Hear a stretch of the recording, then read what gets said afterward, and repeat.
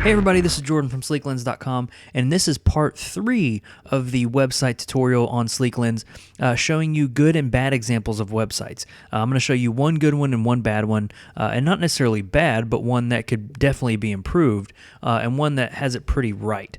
And so let's start off with the good. So we have this website here. I'm going to blur out the name so I don't promote anything, and same with the bad website. But you can see how well it's laid out. First of all, we have a huge image, which is really nice thing to see right when you jump on a website. You have one large image. If you have images like that, that will definitely fill up a screen. This is a good way to display them.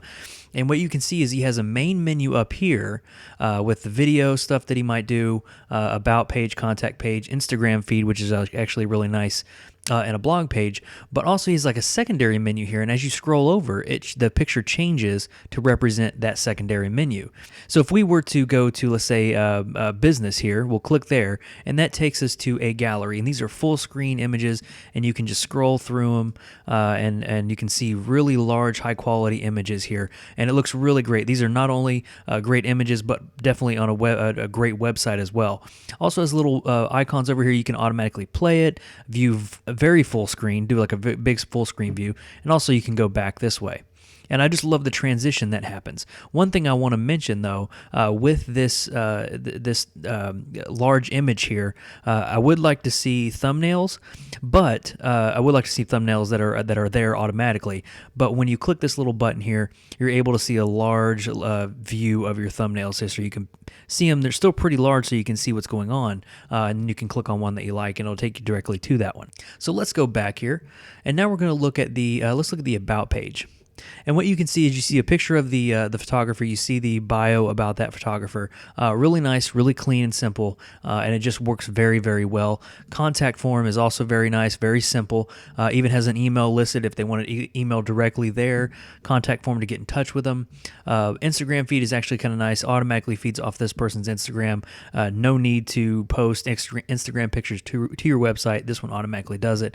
And also has a really good blog as well. And in this particular one, it takes you to another site, but you can always get back to the main site just this way. So all in all, it's a really great site. It's very enjoyable to go around and look around and see, and it has really great things attached to it. You can see huge images, which is one thing that I really do like. You also have social media buttons down here, which is very helpful. But let's look at the bad selection here. So I'm going to go over here, and the first thing you see when you come to the site, this is what you see. You see lifestyle portraits and school events. You don't see any logo. You don't see any recognizable item to this website. Another thing that is on this site that's not really too popular these days is Flash. This website actually requires Flash. And as we all know, if you're looking on a mobile device such as an iPhone or an iPad or something like that, this website will not show up past this page on that device. So that's kind of concerning, because if somebody pulls it up on their phone and they want to see your work for some reason, they want to think about hiring you, they won't be able to look at it. It's not going to work. So that's why a lot of people have moved to HTML5, which is available on most every device, every browser out there. And so when I'm going to click on one of them, I'm just going to click on Lifestyle Portraits. And it's going to give a cool little animation. But another thing here about this website, as opposed to the good example, is how small the photo is. This photo is right in the smack of the center of the page, and it doesn't fill up hardly any of the screen, which probably means it's not responsive. And so what responsive mean is that it doesn't scale with your viewing. And so no matter where I view this on, it's always going to be in the middle. And it's always going to be kind of small here. So when we go to portfolio, we can see that we get a secondary menu here under the, we have a drop-down menu under the portfolio, and we have to choose a gallery, but we don't know what is in that gallery. It just says gallery 1, gallery 2, gallery 3, and so on. So I don't know what I'm clicking on, but I'm just going to click gallery 1. And here we go. We have the images in the middle. We can choose the image that we want to see over here. This is okay, but I would like to see it a lot larger. We can also play a slideshow, hide the thumbnails, but even hiding the thumbnails doesn't make the picture any larger, so that's kind of concerning. And so we can go back to the main page here, and that'll take us back to the intro page with where there is no logo.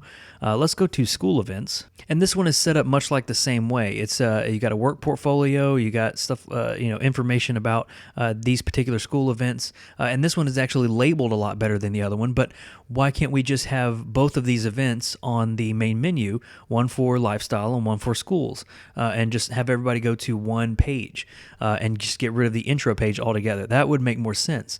And you can also see it's very dark, it's very bland. There's nothing really going on with it. So, there's some things to think about there. You want to make sure you have a blog page, and this person doesn't happen to have a blog page. You want to make sure your contact page is set up pretty nicely, but even then, you're hiding a photo back here, and you have to fill in these small little areas with your image or with your information, and it's not really conducive to a good viewing experience. So I hope you see a couple things on the good website that you want to incorporate, and I hope you see a couple things on the bad example that you want to kind of stay away from. So this is just a small example of good and bad photography portfolio websites. This has been Jordan from Sleeklens.com, and I'll see you in the next video.